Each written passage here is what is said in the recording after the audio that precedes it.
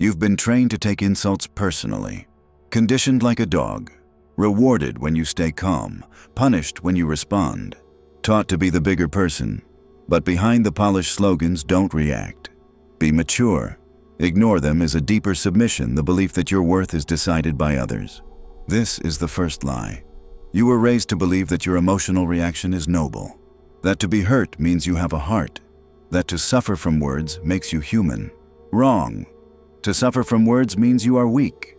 Not weak in character, weak in positioning. You gave someone else permission to define you. And that is the one mistake a powerful man never makes. A child cries when they are insulted. A slave lowers his eyes when mocked. A man who needs approval bleeds when criticized. You've been all three. Now you will become something else.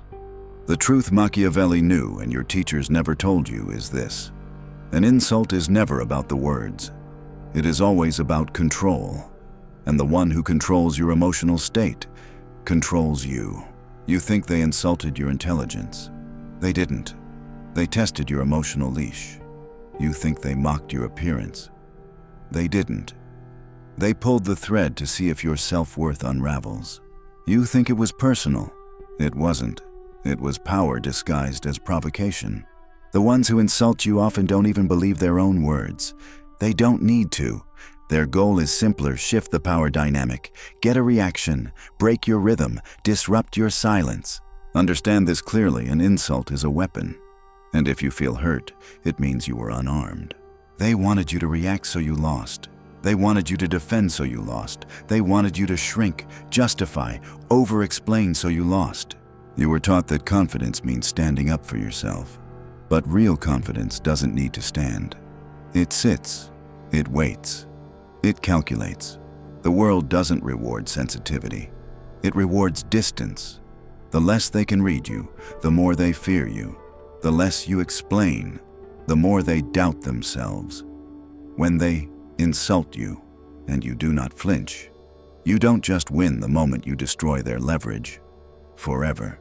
But here's the trap you've internalized: a false virtue, emotional transparency.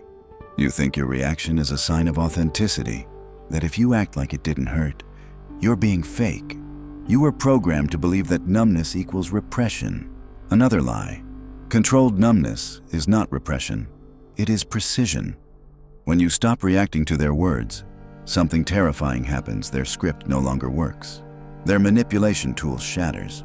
You don't just protect your ego, you invert the game. Now they start to doubt themselves. Now they become insecure. Now you are in control, not because you raised your voice, but because you didn't have to.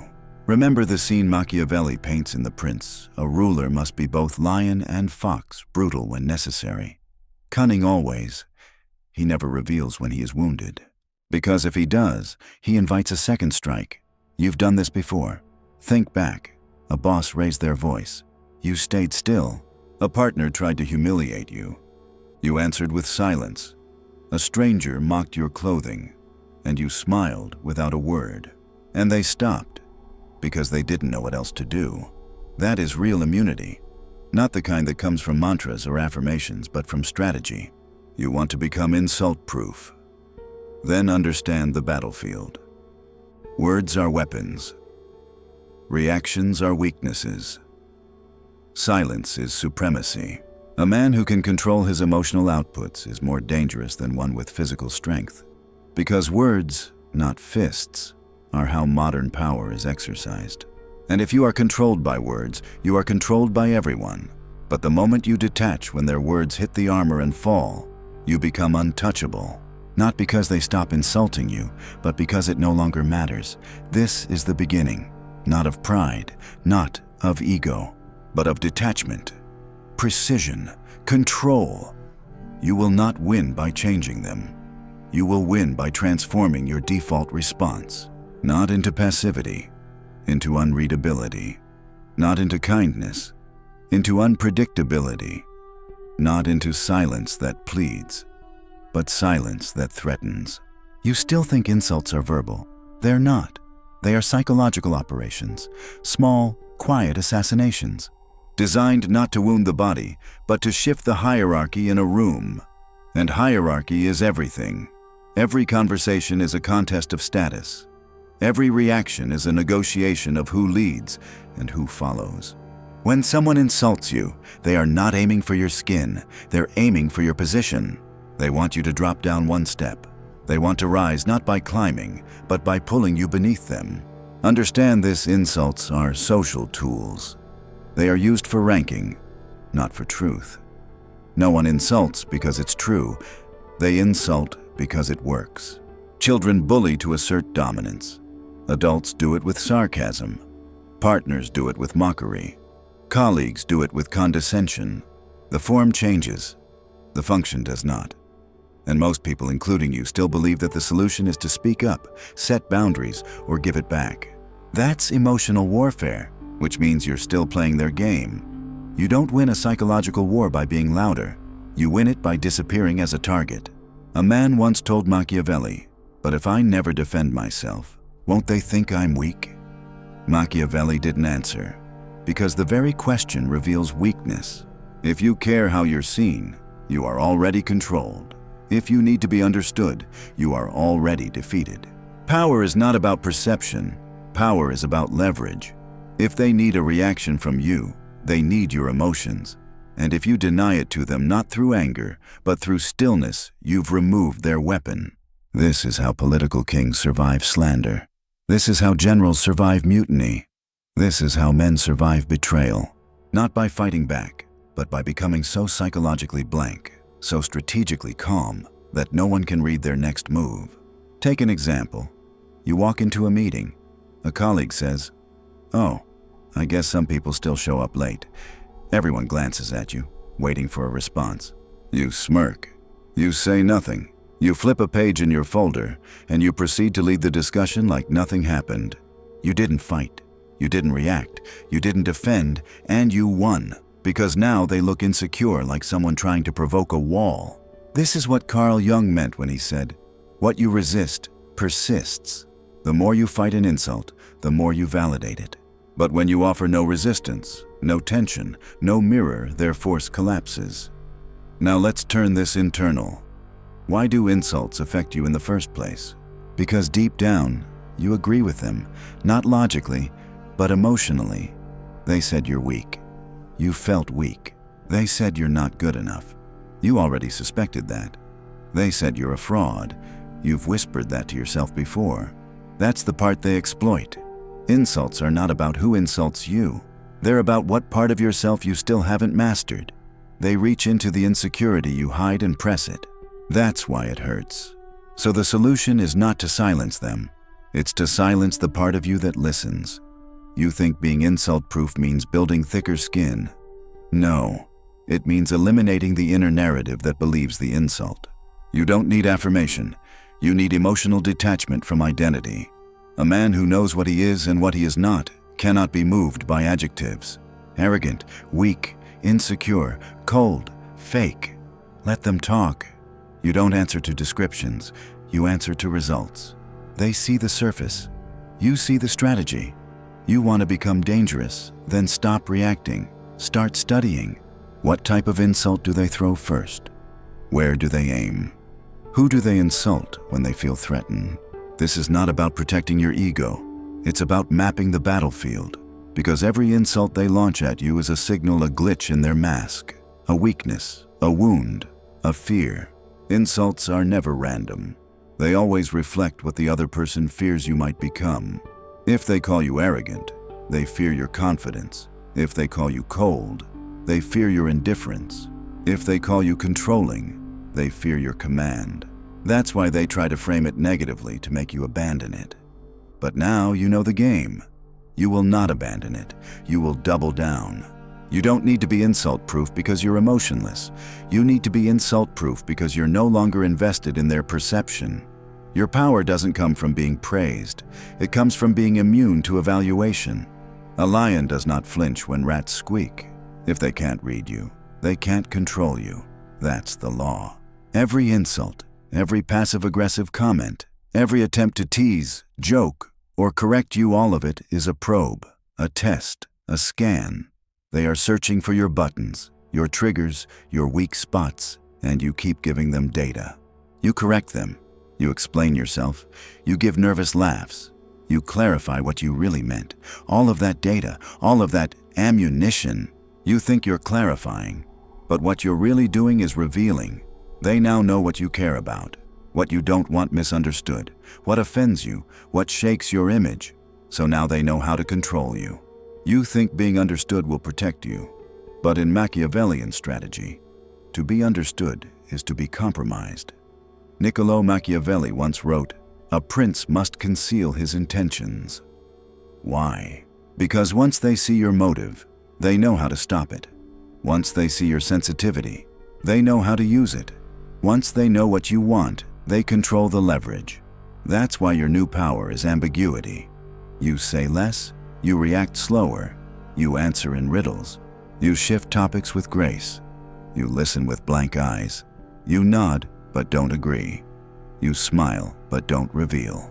They won't know whether they hit you or missed. They won't know whether you're hurt or amused. They won't know if you're planning revenge or if you didn't even notice. That uncertainty is your new weapon, because uncertainty creates fear, and fear makes people cautious. Most people are predictable. They break down when embarrassed. They escalate when insulted. They fight when challenged. They flee when exposed. You don't. You watch. You absorb. You mirror. And in doing so, you erase their ability to manipulate. Let's look at it in social dynamics. Scenario 1. You're at a party. Someone says, "You look tired. Long night." That's not a question. That's a social jab, a status challenge. They're trying to lower your energy in front of the group, paint you as weak, passive, slow. Typical reaction. You laugh. Explain that you've been busy. Maybe mention work or a long week. Strategic reaction. You stare at them for 2 seconds, blink slowly, smile faintly, and say, "You always start conversations this way." Now it's their turn to feel watched. That's called reverse framing. You don't play defense. You never explain. You make them answer for their behavior, casually, subtly, without emotion. You didn't insult them back. You expose their tactic. That's how you win in silence. Because they can't read if you're offended. They don't know if you're angry, unaffected, or calculating something larger. The moment your reaction becomes unreadable, their entire strategy fails. Think of high-level negotiation. The one who talks less wins more. The one who reacts less controls more. The one who asks questions without answering slowly takes command of the frame. The same principle applies in every area of life. At work, silence under pressure makes your enemies second guess. In dating, non-reaction makes you unpredictable and attractive. With family, cold detachment shifts the emotional power dynamic. In public, lack of expression protects your identity. Now ask yourself this: why do people insult you at all? Because you still appear accessible. You still have too much emotional openness, too much friendliness, too much availability. You still carry the scent of approval seeking. The modern man wears his heart on his sleeve, then wonders why it gets torn. You must become unreadable. Not because you're hiding weakness, but because you're protecting strategy. They shouldn't know what you think. They shouldn't know what you feel. They shouldn't know what you'll do next. Because once they do, the game is over. You will not be insult-proof by hardening your skin. You will be insult-proof by erasing the handles people grab onto. When they reach to push you, they should find nothing. No trigger, no mirror, no vulnerability on display. Just emptiness, calm, command. You become like a mask, blank, cold, motionless. But behind it, calculation, study, timing, precision. This is not cruelty. It's not bitterness. It's psychological warfare. Because the world does not reward softness, it punishes it. Softness invites correction. Ambiguity invites fear. You want fear, not panic, not loud intimidation, just a silent question mark over your existence. Because a man who cannot be read cannot be played. Once you stop reacting to insults, you're no longer the prey. But when you master the art of delivering them with precision, timing, and calculation, you become something else. You become a tactician. Let's be clear, the goal is never petty revenge. That's emotional, weak, predictable. You insult only when it shifts power, when it resets a frame, when it reclaims control. And you do it without raising your voice, without looking angry, and without ever appearing emotional. There are 3 types of strategic insults. 1. The backhand cut, subtle status correction. You use this when someone tries to climb over you socially. It's not direct, it's surgical. They boast. You nod and say, "It's cute how excited you are about that." They correct you in public. You respond, "I didn't realize you were an expert on my life." You never insult the person. You insult the position they're trying to take. The goal is to put them back in place without ever looking like the aggressor. 2. The mirror reversal. You don't say anything new. You simply reflect their behavior coldly. They interrupt you constantly. You start interrupting them just once, slowly. Then look them dead in the eye and say, "Strange, feels like déjà vu." They try to embarrass you in front of others. You wait, then say, "Interesting." You talk more when there's an audience. No emotion, just exposure. You turn the frame around. You let them see themselves and force the room to see it too. This is psychological judo. 3. The omission play. Sometimes the most powerful insult is saying nothing where something is expected. They expect a compliment. You nod. They expect gratitude. You change the subject. They ask for validation. You blink once and remain silent. Silence, in the right moment, cuts sharper than words, because humans fear being ignored more than being attacked. When you withhold response, you don't just insult their words, you insult their significance. You say you are not worth a reaction, and that is the ultimate wound. Now you must also master when not to strike. You don't use these tools on the weak. You don't flex for attention. You don't clap back like a child looking for applause. You reserve the blade for those who try to control the room through manipulation, because insulting someone publicly can backfire unless it's done with surgical control. Watch how a master does it. Someone says, "You probably didn't get it. It's a little advanced." You wait 2 seconds, smile faintly, reply, "That's the second time you've explained it." Still not landing. Now the tension flips. They were the teacher. Now they're the fool, and you didn't raise your voice once. That's power. Machiavelli wrote that cruelty, if used, must be swift and final. So too with insult. You don't jab, you don't prod, you strike once and the room changes. Most people insult to feel better about themselves. You don't need that. You insult to create psychological distance, to establish a boundary so sharp that they never dare again. And after that, you retreat. You say less. You let them feel the air shift. Why? Because silence following a cold insult is louder than laughter after a loud one. You don't win by being clever. You win by making others uncertain about who you are and how far you're willing to go. That's what builds reputation. And reputation, once shaped, fights for you. People begin to pre-censor themselves around you. They grow careful, polite, quiet. Not because you demanded it, but because you showed what happens when they overstep. You are no longer a target. You are a frame, a presence, a psychological atmosphere that others must adapt to or retreat from. This is not cruelty. It is psychological structure. And it is the only way to survive in a world that rewards the loud and mocks the composed until the composed show they were never quiet. They were calculating. Remember this, a loud man wins followers. A cold man wins fear. But a silent man with perfect timing wins control. So you have a choice now. Continue playing defense or start framing the field. Let them swing with words. You will answer with positioning.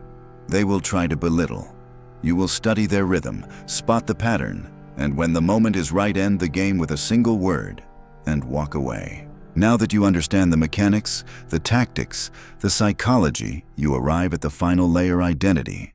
Because all insults lose power the moment you stop needing to be anything in their eyes.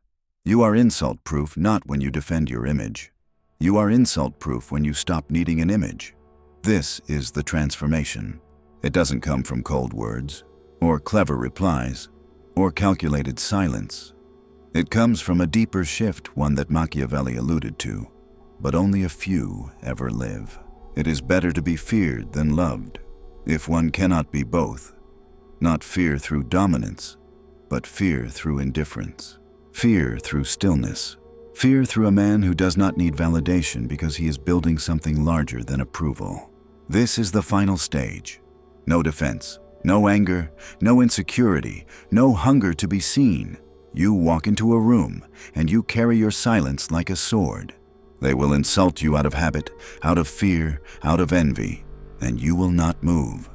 You will look at them not with rage, but with perfect stillness, because the game is over before they even speak. You do not play anymore.